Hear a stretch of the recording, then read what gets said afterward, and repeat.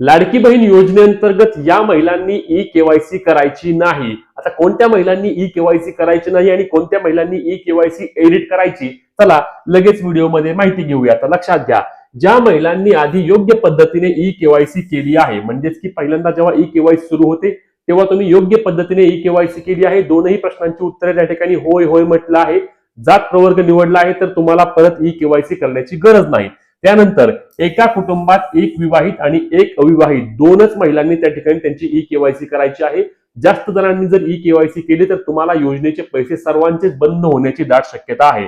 त्यानंतर सरकारी नोकरी आहे, घरामध्ये कोणालाही पेन्शन घेतं कोणी, तरी देखील अजिबात ई केवायसी करायला जाऊ नका, अन्यथा सर्वांचेच पैसे बंद होतील. फक्त बंदच नाही तर जे सरकारी नोकरीला आहेत, पेन्शन घेत आहेत, त्यांच्याकडून सरकार पैसे वसूल देखील करू शकते. त्यामुळे अजिबात ई केवायसी करायला जाऊ नका. त्यानंतर ज्यांच्या कुटुंबामधील कोणतीही व्यक्ती ITR भरते किंवा कुटुंबाचे वार्षिक उत्पन्न हे 2.5 लाखांपेक्षा जास्त आहे, तरी देखील अजिबात ई केवायसी करायला जाऊ नका, अन्यथा तुम्हाला देखील तुमचे योजनेचे पैसे बंद होतील.